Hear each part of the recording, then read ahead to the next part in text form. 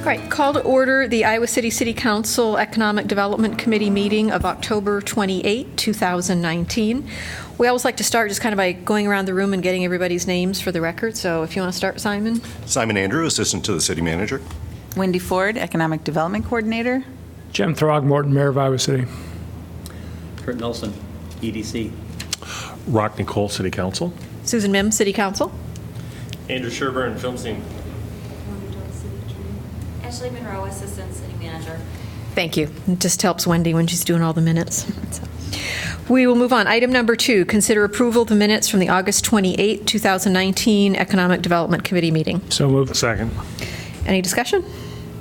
All those in favor say aye. Aye. Opposed? Okay, passes 3-0. Item number 3, update and consider request for funding for fiscal year 21 for $25,000 in assistance for Entrepreneurial Development Center, Inc. in Cedar Rapids. Wendy, I'll turn this over to you. And Rockne, would you slide your mic down to Kurt maybe and grab this one? That's fine. Sorry. Make sure you get me on the record. Yep.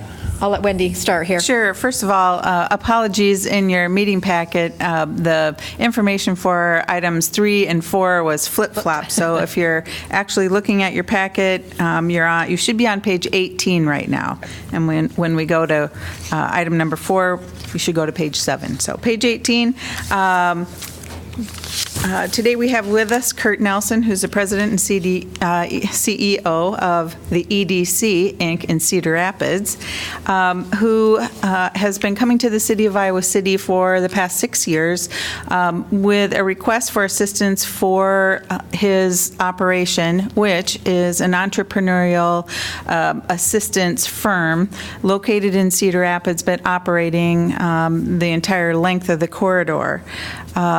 The EDC works with a professional staff to help businesses in various startup stages, from startup to established to even mature companies to do better and reach the next level in their businesses as well.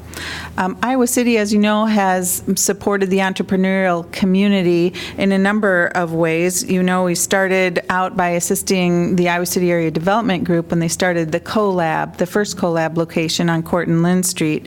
And recently, or in the last few years, we've also assisted with providing space and some assistance with the rent in the merge space, which is the expansion of the CoLab opportunities in Iowa City.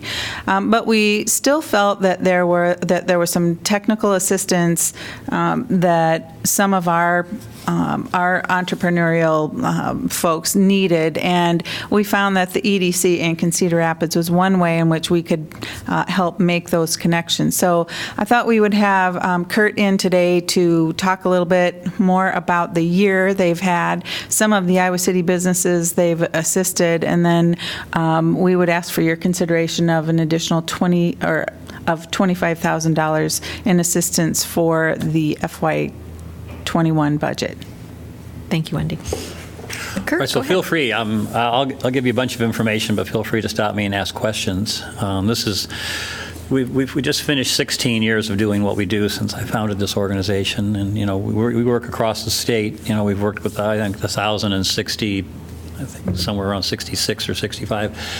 There were 2 new ones last week, so businesses from around Iowa, but primarily it's this creative corridor, if you will, that we spend the time in, because we tend to focus in the areas where the funders fund us to work. Because we raise most of our money in the corridor, that's where most of the money gets invested, although the state's a big supporter as well. This is the 5th year you guys have supported us, and in time you've supported us to about $131,000 so far, which has been great. I think that I've given you a bunch of information. I just put it all out to you. We do a special report for you every year that's just about the city of Iowa City, and then we have our stakeholder reports and so forth that we send out to everybody that really has our statewide stats in them. Right now, if you add up the economic impact of all of the businesses that we've supported, we're getting pretty close to $3 billion in impact in the state of Iowa now in 16 years, which from a statistics standpoint is one of the top programs in the country. Over $450 million of capital has been raised by the companies that we have helped, over $2 billion of increased revenue growth, and the growth of those companies, getting pretty close to 3,000 new jobs. Average wage now has gone up in the last couple of years to about $54,000, which is above the area norm. Increased payroll is over $550 million. We've raised in the time to run this organization about $12.5 million, just to kind of give you a sense for it. And so some of that money has come from things we charge for. When we work with larger companies that are profitable, they just pay us, right? So it's not like we have to fundraise for everything that we do. We don't fundraise for all. But when you're supporting us for the ones like the Paradex of the world, when we were helping with Paradec when they got started, because they're burning money, so to speak, right? It's burning capital, and they need help, right? So they don't have extra money to pay, right? So those are the businesses that you really help us with. About 52% of our funding comes from private supporters over time. The rest of it's public and our own operational earnings. If you look at all of any of the reports that we provide, you can see the logos all across the bottom of the page of everybody that supports us, and on an annual basis. So lots of great support. I think we focus, just to remind you all, we focus on interstate commerce, high impact, scalable type businesses. So like Wendy and I were just talking about Meta Communications, because I think some of you know that business has been going through quite a bit of turmoil over the last few years, right? And we've been helping a lot to try and figure out how to keep that business alive. We're on our third CEO in 3 years. And right now we're trying to close on some new capital, and I just left there. I was there for a couple hours this afternoon before I came here. So we're doing everything we can do to keep that business alive and well in your community. Good for everybody, good for you, good for the state. But that's the kind of business we work with. Right there. We featured every year on the report to you. We feature different folks. We featured Oasis Falafel, Naftali, and Ofer this year because it's, a lot of you I'm sure know them, right? Mm-hmm. Yeah, and it's not one that would be obvious that we would be supporting, but they've came to us a number of years ago, and they're actually a donor to our organization, and they came to us a number of years ago, and, with this desire. They distribute their hummus, but they make what they distribute in their restaurant. So they can only make so much hummus in their restaurant, right? So they can only distribute it to so many of the Hy-Vees and Fairway stores. And so those stores have come and said, can we not buy this product network-wide? And the question always has been, well, not if we're going to make it in our restaurant, right? Mm-hmm. So I think we've been working with them now for about 2.5 years on a relationship, and I believe they've got it now resolved with Kelowna Dairy, and I think Kelowna Dairy is going to produce some co-pack for them. And so I think we're just on the cusp. You can kind of just keep that in here until they announce it, but we're just on the cusp of them saying, yep, they've got the mixture down to, so it's the way they want it. Mm-hmm. Then they'll be able to handle Hy-Vee Corp across the entire network like that, which will be great because it's a homemade, is a product made here, right? The company's right here. So, and you can chat with them anytime. They've been great supporters, and they are great users of the services that we've given them as well. And Dr. David Krupp is on here. Mm-hmm. Now, David, I don't know if you know him at all. Occasionally you'll see him on a billboard. Mercy uses him, Mercy Hospital here uses him. He, for a while, was the head of ER at Mercy. He's an ER doc, but what he, if you're an ER doc and you've closed many scalp wounds on children, you learn, and this is not the thing I didn't learn until I learned it from him, is that every child you close a scalp wound on and they're screaming, you have to stick a needle in the cut, you have to Novocaine it, you have to hold them in a vice lock if you're the surgeon, give them the shot, and then you take a staple gun and you pump staples in their head, and you traumatize the child and you traumatize the mother or the dad who's there with the child. Mm-hmm. And so he said, and these are the things, and he'll tell you, these are the things that causes you to want to retire as a surgeon, because you can only do that so many times before it starts to wear on you. So there's a treatment or a technique called hair opposition technique, HAT, where instead of stitches, you use opposing hairs, and you pull the cut shut, and you use surgical glue, and you glue it, and you let go, and you're done. Oh. No syringe, no staples, no trauma, no screaming, no crying, except that you can't really do it by hand. So he's actually now developed, using the CoLab, the guys at the 3D printing facility at the CoLab, and I think he's on his about 50th revision of this product, and that's been great.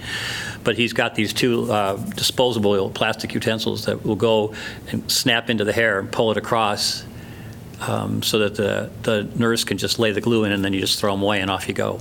And so we've been helping him with federal grant applications and helping him think through the whole business concept. So we have a lot of hours in Dr. Krupp at this point in time, right? And he's got some of his money now in this because he's been also paying to get the prototypes made, but way less than you'd pay anywhere else. So this proto lab here has been excellent for this client. So this one is kind of exciting because it's a medical device.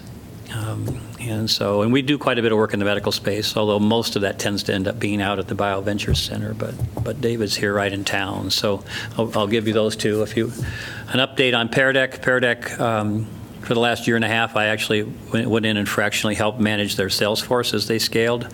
And right now we're interviewing for a VP of sales. The business has been roughly doubling every year. Mm-hmm. So it's been growing at a really good rate. Product has been excellent. They're evolving the product, so the business is in excellent shape.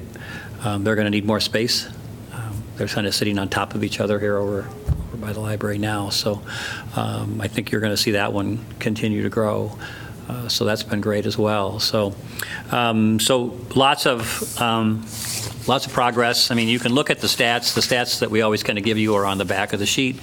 You know, and if you look at Iowa City proper, about $3.5 million got raised by businesses in Iowa City proper in 2018.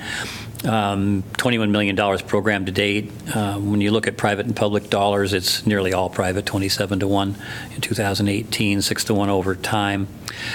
Increased revenue by companies that we helped grow last year was 14 million, 93 million over time. New jobs, 28 last year, 278 over time.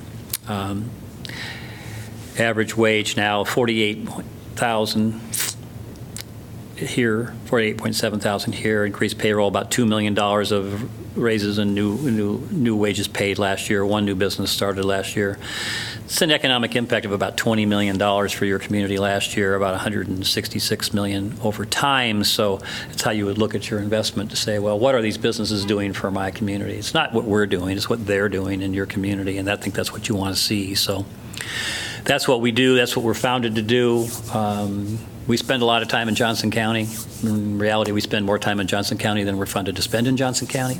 But we appreciate the dollars that you provide us, and if you can steer me to anyone else that wants to support us out of Johnson County, that'd be marvelous too. So I'll shut up and let you ask questions.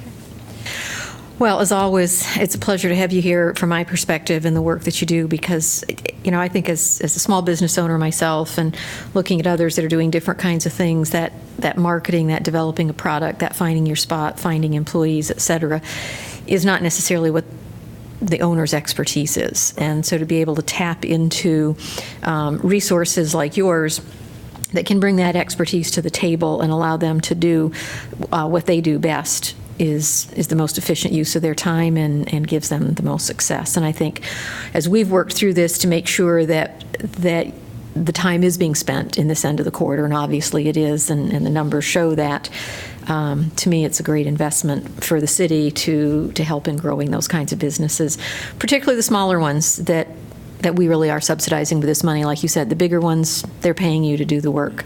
But those smaller ones who couldn't do it, and the success that they're having is a real positive. So, questions, comments from other members of the committee? Yeah, you know, I've known Michael Lynch since she was 12 or 13 years old, so it's a real treat to see that she and her husband are having such success with regard to Peridec. And bravo to you for helping them and other entrepreneurs succeed at what they're doing.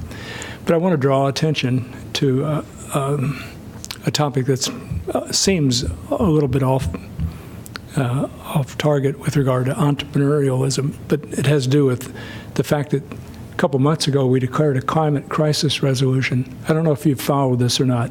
We have declared that we and the rest of the world are facing a climate crisis, and that we need to take effective action to in our case, reduce our carbon emissions generated within Iowa City limits by 45% as of the year 2030. So part of what we need entrepreneurs to do is invent ways to reduce carbon emissions. So my appeal to you is to look for ways in which you and your firm can help entrepreneurs do that. Because this is in our judgment, is an enormous challenge that is getting worse day by day and is really threatening in the long run. So I hope Clearly you can global look problem. at that. Yeah, I get it. Yeah, yeah. It's interesting. If you look at what entrepreneurs, because we're working with 40 right now. There's 5 of us, and that's about it. 40 companies is about all we can deal with. But it's interesting to watch over time what the businesses tend to be, right? Because when ethanol and biodiesel was got to be a big thing, and this would go back 12 years ago, 14 years ago. We saw quite a few deals, businesses that were getting started up in that area. But we haven't probably touched a biofuels business in 10 years. But what's interesting is, for us, after this long, entrepreneurs are coming to see us every week. So we have to make resource judgments all the time, right? Relative to the sophistication of the business, the sophistication of the entrepreneur. Is it something that we should really be investing your money in to grow? And I think you have the ability to say we would prefer to have our money invested in certain ways as others, and that's what you're asking, and we appreciate that, and that's fine. Although we're not necessarily the organization that can go give the entrepreneurs the ideas. So if there's something we could do together from a community standpoint, we would surely be happy to be the catalyst to cause the businesses to succeed if you could help us figure out a way to stimulate that idea. Talk about the importance of reducing carbon emissions. Yeah. With people that you know. Yeah. And just spread that word. Yeah. Well, we'll do it. We'll help in any way we can. I'm curious in terms of how you get the word out about your services, and I'm thrilled that you're featuring Oasis. I love their hummus. I love their restaurant. It's really fun Saturday morning to go with my wife and daughter there. We also do have a large Sudanese community among other ethnic groups within the community, and and there's a lot of entrepreneurs. They do a lot of the Middle Eastern cuisine as well. And long after my term, which is about ready to conclude in 2 months here, I'd really like to see a future Oasis-type business coming out of that community. So what I'm wondering is how do people find out about you? Do you do outreach to some of these more underserved communities? Because there's some tremendous entrepreneurial energy. Some of them are more of the startup concept, but how do they connect? So I get out in the community quite a bit. If they do have an idea or if they do have an already existing business, how do they connect with you, and how do they, because at least in terms of my focus, I'd really like to see assistance to scale up some of those businesses. We also have a lot of Arabic speakers in the community as well. Yeah, Kurt, I totally agree with Rockne, and we have I would ask a similar question with regard to our Congolese population. Yep. Because in both cases, we have large and growing populations. And some of them are really skilled at a variety of things, but how do they learn about you? Well, I think what's interesting is, we don't spend the money on the outreach anymore because fundamentally we are as busy or busier than we can handle as it is, right? And because we've been around for 16 years, if you get into the entrepreneurial ecosystem, if you get in and if you touch the chamber, or if you touch ICAT, or if you touch any of these partners of ours, they get steered right to us. So the references just happen like that at the state level, all over, because of the brand that we have.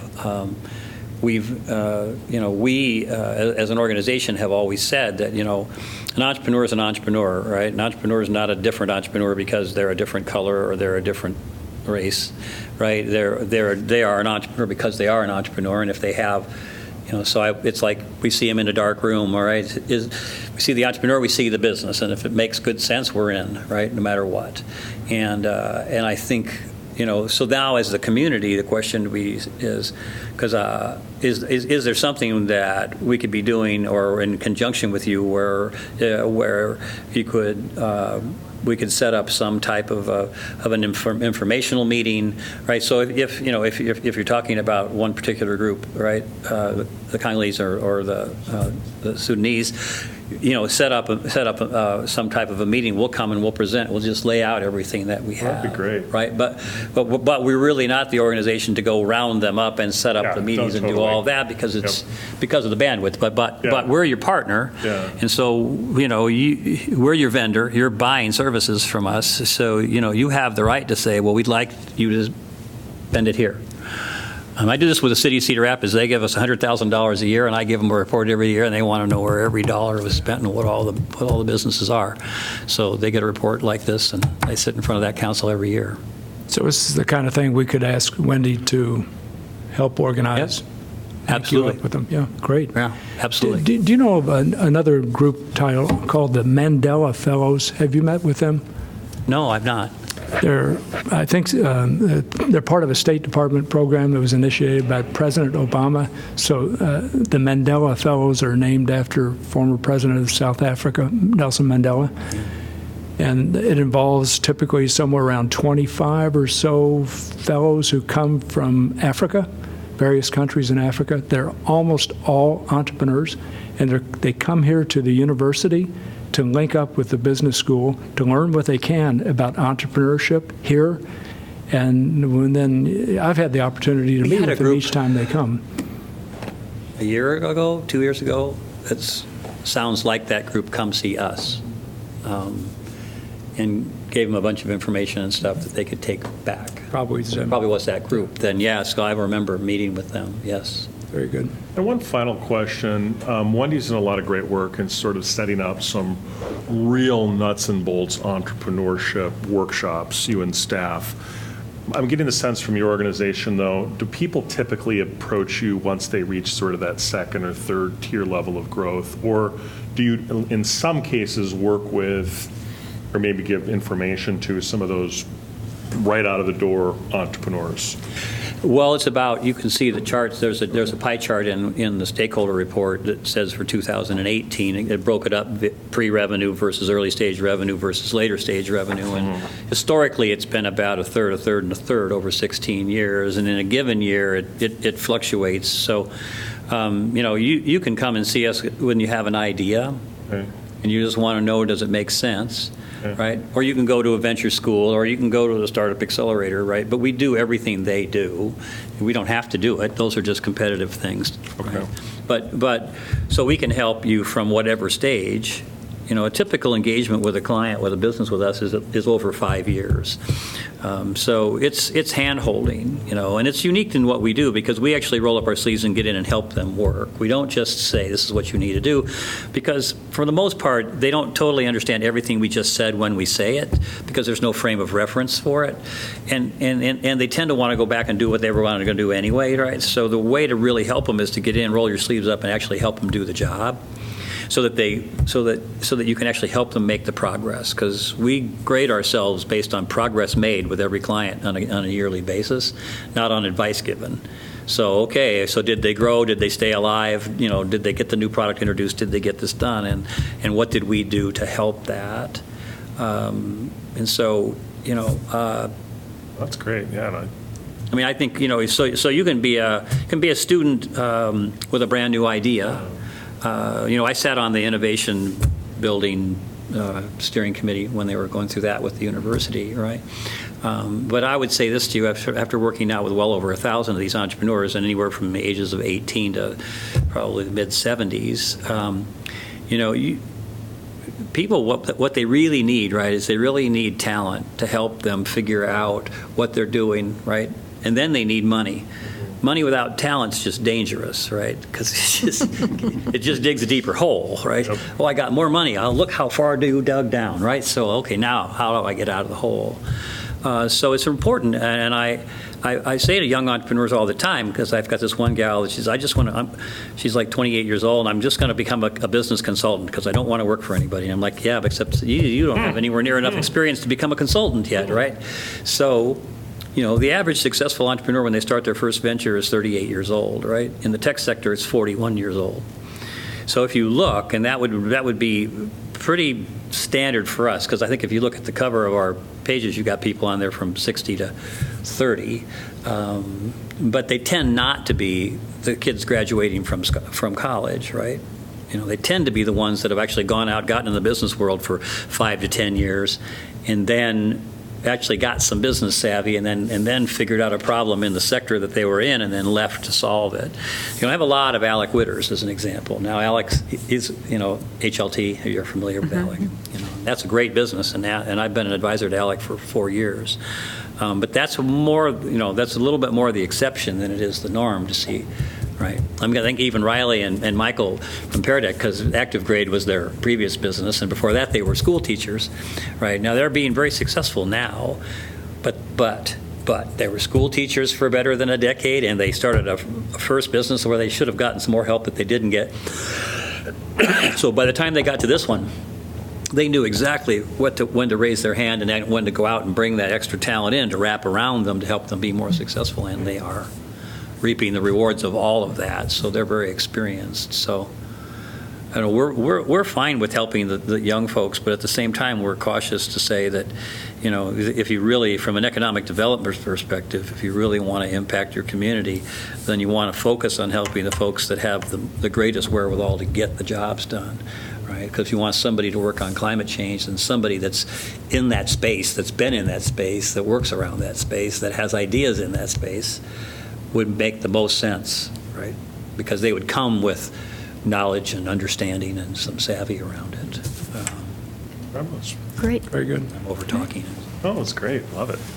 Well, thank you very much. All right. All right. Do we have a motion to approve the recommendation for the $25,000? So moved. Second. Any further discussion? All those in favor say aye. Aye. Opposed? Passes 3-0. Kurt, thank you. Thank you very much. Yeah. Appreciate yes, your you time. Too. Great to see you all. Yep, talk to you soon. Andrew? Yeah. He's right down Andy, are there. you going to show anything up here? I'm not. Good. You're accustomed No, to showing sorry. movies. It's a film, and we've got no. Saying that. I'm sorry. We can go across the street if you want to watch movies. Yeah, much better screen over there. All right, moving on to item number 4, annual report and consider request for fiscal year 21 financial assistance for FilmScene and new Refocus Film Festival. Andrew, well, I'll let you start, Wendy, I guess. Okay, well, just a few points from the memo. Obviously, FilmScene is on the cusp of sort of a big new expansion. Well, I guess we're open now in the new location, but FilmScene continues to operate. The original FilmScene or Scene 1 location has ramped up to have doubled the employees to be able to staff the new theaters in the Chauncey building. And they come to us with a request for $25,000 for operating funds for the coming year, which is the same amount as they received the last couple of years or so. And there is a history of that in the memo that I gave. They have requested that we consider increasing that amount over the coming fiscal years. And as you know, while you can't commit dollars to a future council's budget, we have in the past delicately suggested that we intend to budget X amount of dollars going forward into the future. And then that request comes the following year to the EDC and potentially goes in the budget. This year, staff is comfortable recommending the $25,000 for FilmScene's operations, but we feel like we don't know enough to be able to make a recommendation to intend to budget an increase over the coming years. There's a lot that is changing on the FilmScene landscape, and staff just felt that it would be good to have more information to be any more visionary than just saying, let's budget the $25,000 for FY21. There is also a request for funding a new film festival, the Refocus Film Festival.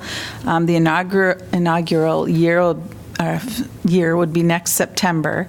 They're planning on an $80,000 budget for this new festival, and they've requested $7,000 from the city with an intent for us to increase that number as well. And same thing, staff would just kind of like to revisit it again when it's time to consider dollars for coming year's budget. So staff recommendation on both of these would be the $25,000 for operations plus the $7,000 for the Refocus Film Festival.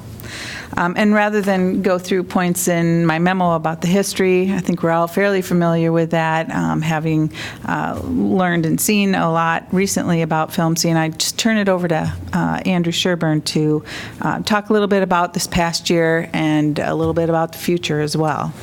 Yeah, well, thank you very much for having me here to make this annual request. It was indeed a very busy year. As we kind of look back at our history over 5 years, you can see kind of a pretty steady growth of the organization, both in terms of our size as well as our operation and our economic impact. We began, of course, 5 years ago, or almost 6 now, with a single screen on the Ped Mall that became 2 screens, and we now operate 4 screens between 2 locations. And right now, they're still working on the 5th screen, which will be another room over at across the street at the Chauncey Building. So soon we'll have 5. Sometime next year we'll have 5 operational screens. So it's a pretty rapid growth for our young organization.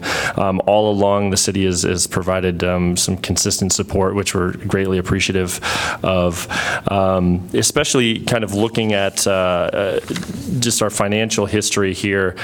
During some of those growth years, we did run a deficit as we were investing in our operation, and we were able to kind of work our way out of that over the last few years. And last year being the biggest box office year kind of nationwide that the movies have ever had, we were actually able to post a sizable profit and invest that, or put that into an operating reserve, which I think is a really good thing for our organization to have. Nonprofit arts organizations are often susceptible to a lot of economic forces out of our control. So to be able to have that operating reserve is really good for our organization, especially as we have heavily invested in technology, which needs occasional replacement, repair, et cetera. So I think we're in good, solid financial footing right now, which is great. But coming to this year, we've obviously opened this new facility, doubled our staff, both our salaried staff and our hourly staff that operates the box office and the projection booth. So we've invested heavily in our workforce, and this year, as we kind of find our footing with this two location operation, we do anticipate a loss year ahead of us, although a much smaller one than we've seen some years in the past. But we do think that this year will take a little bit to kind of market ourselves and make sure that people know we're here. Although we have a very prominent, visible building, which is served to be the best marketing than one could hope for. But we do think that this year will be a year of kind of dipping back down before we grow again over the next few years. Looking at what that means for the city and what FilmScene has been able to do in terms of the economic impact that we've brought to downtown and the surrounding area. We currently have an operating budget of about $900,000 this year. We anticipate that's going to almost double next year. In addition, we have about a $1.3 million economic impact on the local economy, and that's beyond ticket sales or concession sales. That's outside of FilmScene. And those figures are pulled from the Americans for the Arts survey, which they do periodically every few years, judging what patrons spend on the surrounding community, because dinner and a movie is a very real thing. We know that some people come from down in the Quad Cities to see films that they can't see down there, and they spend the night here, or whether that's shopping at the local retailers that surround us. We think that there's a lot of growth that'll happen there as well. Using those same figures, we believe that economic impact will grow to $2.3 million in the next year.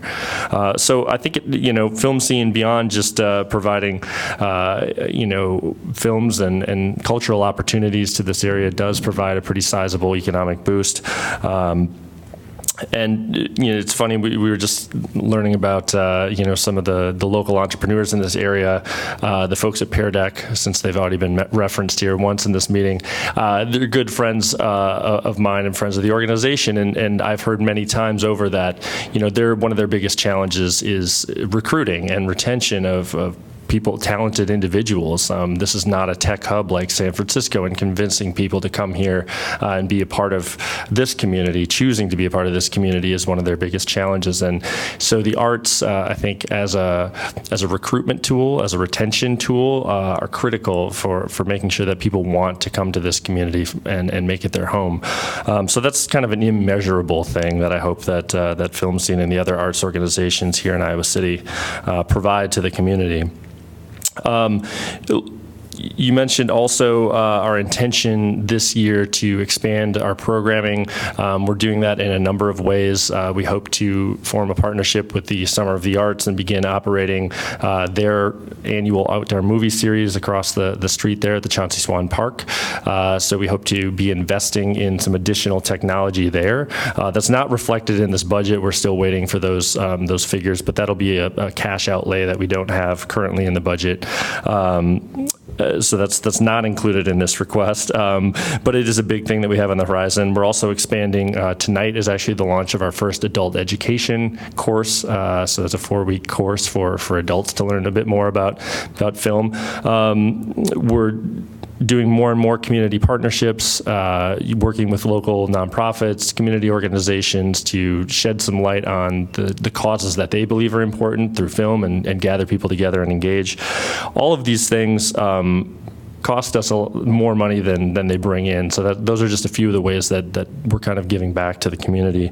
As well as you can see kind of a list of things that we started in the last year, expanding our high school film programming, expanding our Women's March program into a year-round program that we've rebranded as Real Representation, which spotlights underrepresented perspectives from the female and non-binary artists. We've started an African diaspora committee of community members whose goal is to connect films from African American, and Black filmmakers with the Iowa City community. And we've also broadened our accessibility efforts quite a bit in the last year, and we're continuing to do that. Doing twice as many screenings in partnership with Systems Unlimited, who comes in during the day to have kind of sensory sensitive screenings for their community. We launched an open captions program for the deaf and hard of hearing community, and we've also now invested in some of those assistive listening technologies that allows people to take in any film that has that captioning available. So try to serve our community as best we can, and continuing to expand that in the next year. The biggest initiative that we will have in the coming year, which we did ask for you all to consider kind of as a separate request, is the launch of the Refocus Film Festival. This is a film festival that we've been talking about for a number of years, but we just haven't had the space to do it. Now we do. So utilizing all of the spaces that we have at our disposal and kind of capitalizing on what Iowa City is best known for, and taking a look at how does the written word translate to the big screen. So this film festival will, I think, be a film festival that could only exist here in the City of Literature, but looking at adaptation and how works do translate from the page to the screen. So we're excited to launch that in September. We anticipate a first-year budget of around $80,000 and about 2,000 ticket buyers for that initial year, and we hope to grow pretty quickly over the years to come and expand both the number of days and the number of films that we'll be programming.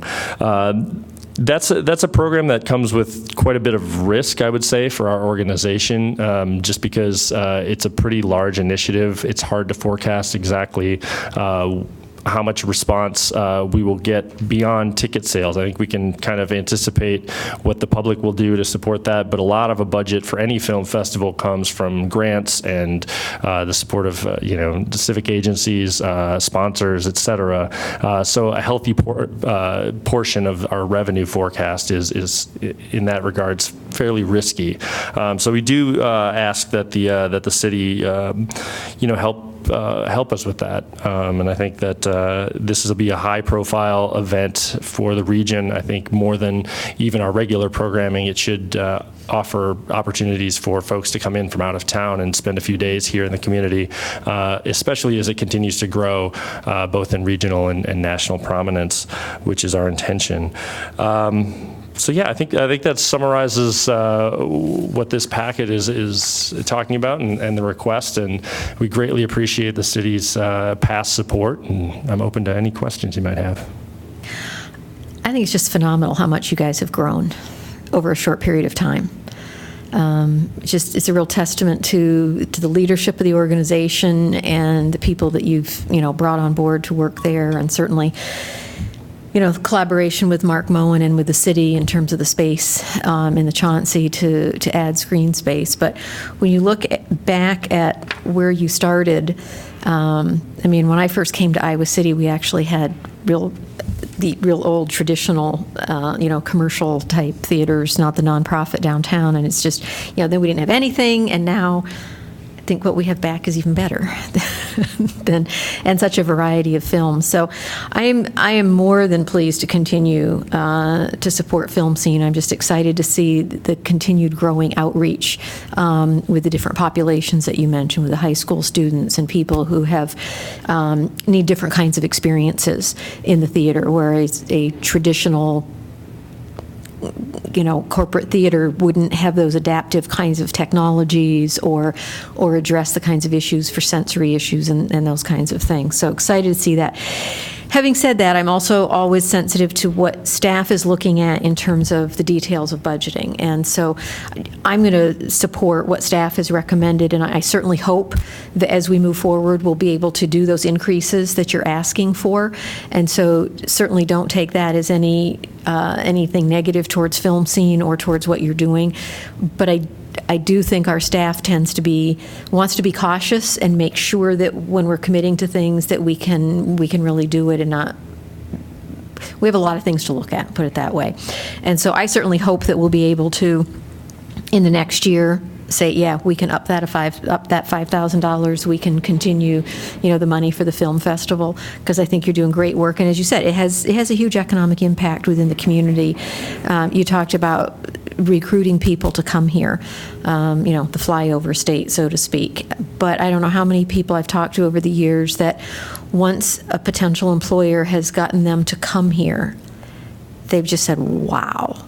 There's just so much here, and the arts is a huge part of that in terms of making people feel like this is a place they could want to be. So I want to thank you for everything that you folks are doing, and I'm supportive of the staff recommendation. So, Andrew, have you been able to do a multiplier analysis in terms of every public dollar that goes in? How does it sort of multiply out into the community in terms of return? We haven't done exactly that, no. You have identified $1.3 million, which is good. Yeah, I think. Which is a healthy number. And you're looking at $2.3 million sort of moving correct, forward. Yeah. Okay. Yeah.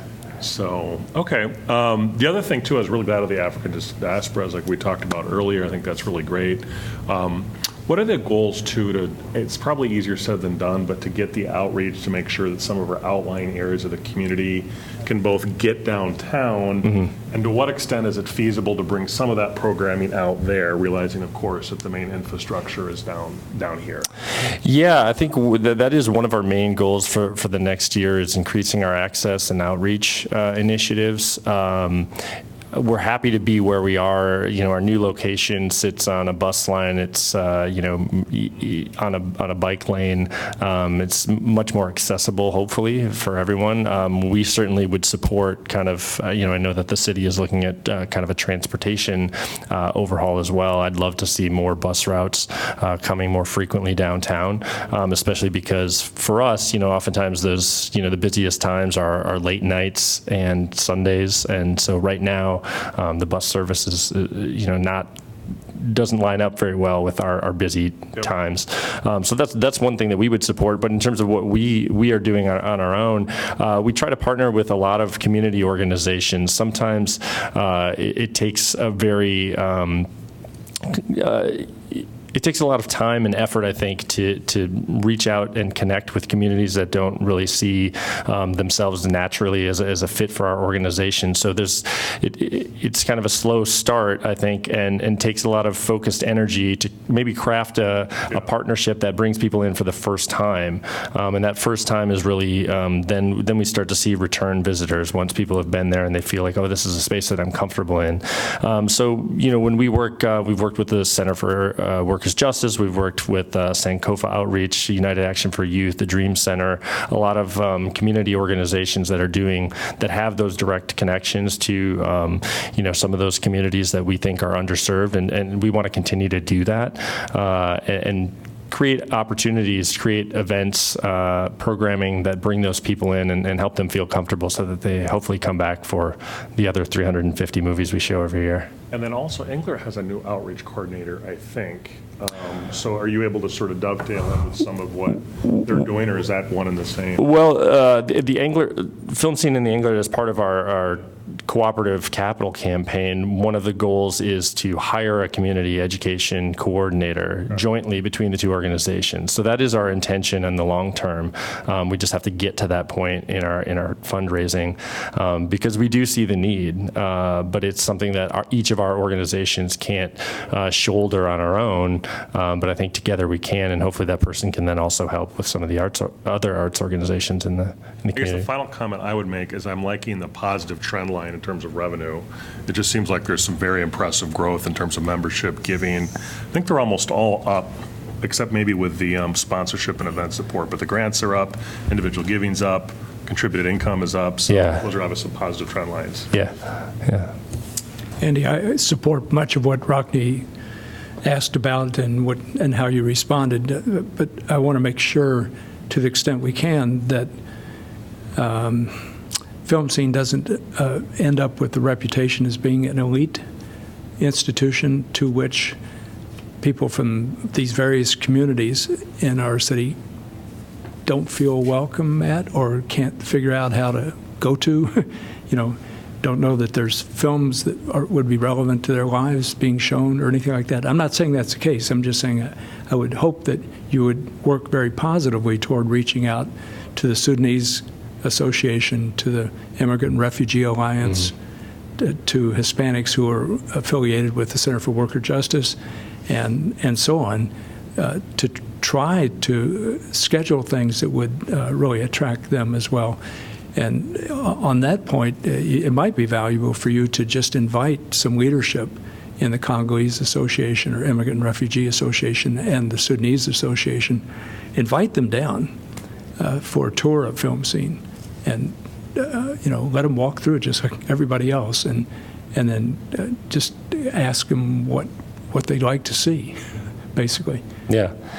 I mean, I think you're absolutely right that's one of the goals that we have as an organization now that we've kind of gotten our feet under us at the new location is to expand the outreach and make sure people do feel comfortable, because we don't want to, we've got a beautiful new building that is warm once you get in it, but it can be, perhaps intimidating from the outside.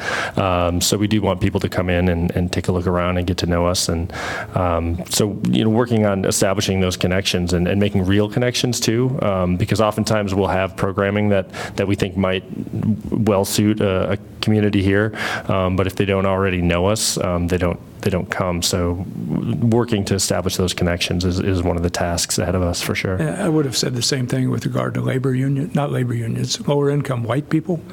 Sure. And so maybe one way to connect with them is through labor unions and maybe showing some films that really have to do with labor and the lives that hardworking people live. Yeah. Yeah. So I have one other question. First of all, I support the staff's recommendation, so that just to get that, to be clear about that. I feel some discomfort about the Greatest Small City for the Arts campaign, and I need to be clear about why I personally feel the discomfort, because maybe you can correct presumptions I have. It appears to be a campaign for arts organizations, but it's not. It's a campaign for the Englert and FilmScene. So I worry about that. I think we need to make sure that we're doing, we're providing equivalent assistance for diverse arts-related organizations in the city so that all arts can thrive in our city. So help me with this, would you? Because I stew over it, and then I don't want us to be stewing over it. Sure. Yeah, well, I think, that campaign now is, I think, been going for about 3 years in the planning phases and then the quiet phase, and now about 6 months into the public phase, which I think is where it's obviously become much more visible, although the city's obviously been aware of it for a long time. And I think all along we wanted this campaign to be aspirational for increased collaboration, increased cooperation. We certainly, at FilmScene, we've seen how the endorsement of the Englert, for example, early on helped give us a boost and get us off the ground in the very early days. So we understand the value of other arts organizations speaking up on behalf of each other and endorsing the work that they're doing. So while this campaign specifically is principally oriented towards investments in the capital infrastructure for both of our organizations, which is needed for the long-term health of the organization, there is a piece of the campaign that is aspirational in terms of evolving the arts community here in general.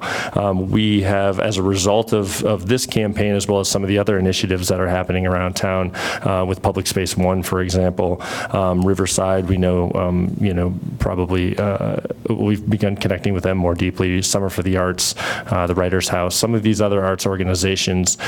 We started meeting regularly with them to talk about what are our long-term goals as a collective. But we certainly believe that, we can take some lessons from this campaign and apply them to a broader swath of the community, for how we can better market the entire area as an arts destination, for how we can fundraise together, perhaps, for how we can program together and collaborate on programming. So it's certainly our intention to, take the lessons that we've learned from this campaign and keep them moving and continue to evolve them even after the fundraising aspect is over. So does that answer? Oh, it helps. Sorry. It helps.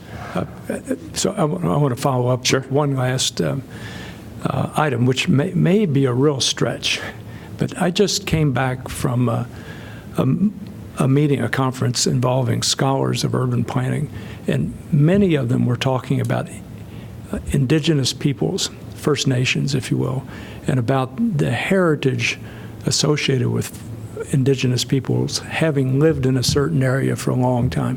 And I participated on a panel with a woman who comes from the Muskogee tribe, which used to be in South Carolina, and they got deported to Oklahoma. But she was talking about kinship, space-time relationships, which is a pretty interesting concept when you kind of think about it. But it's making me wonder if there's some way that FilmScene could show some films that might be of interest to members of the Meskwaki tribe or of the Iowa tribe, which I think has its own tribal lands down in Oklahoma now. I'm not sure about that.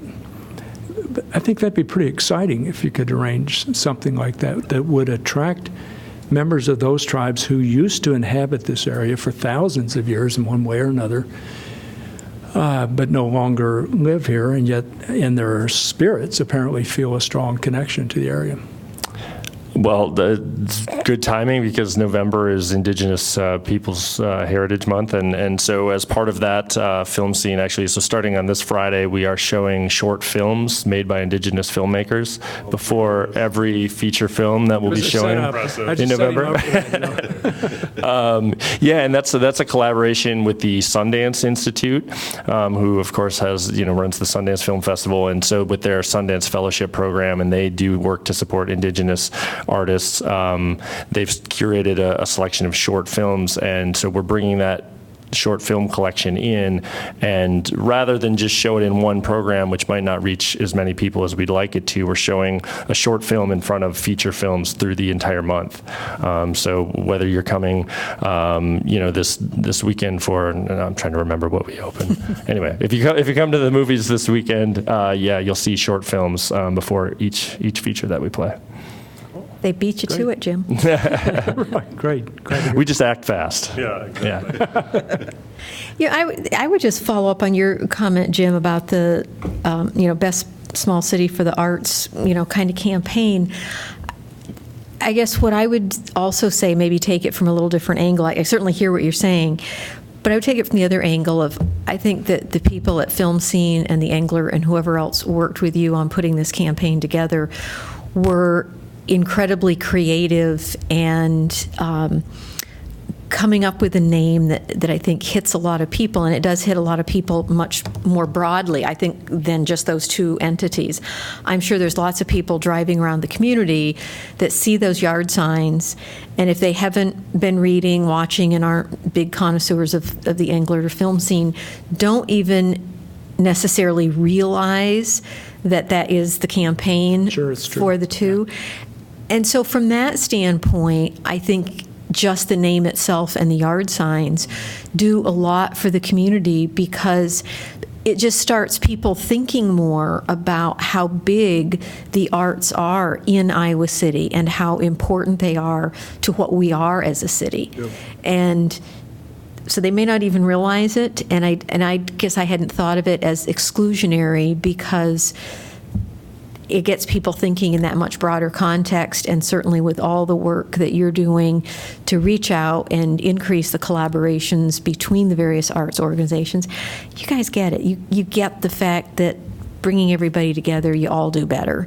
And so obviously with the Angler, you guys have figured that out, and as you expand that with other organizations, it'll improve even more. So I love seeing those little signs, because I think, all the people who walk, bike, drive around town and see all those little yard signs, it just kind of keeps that arts piece of Iowa City at the top of the mind, which is really important. So I think it's great. Anything else? Okay. Got a motion to approve? Do we have a second? So moved. Second. All right. All those in favor say aye. Aye. Aye. All right. It is Thank you. approved, 3-0. Thank you very much, Andrew. Appreciate your time and all your work. Thanks, Andy. Yes, thank you. Okay. Thanks, Andrew. Thanks, Andrew. All right. Back to the agenda. Staff report. Anything, Wendy? Oh, I was hoping I could report that we'd have the financials in for Tailwinds, the project on the College Street Ped Mall there, but we don't yet, so we're Okay. eagerly waiting that one. Okay. Anything from the committee? Anybody? Any other business? Motion to adjourn? So moved. Second. All those in favor say aye. Aye. We are adjourned, 4:58. Thank you.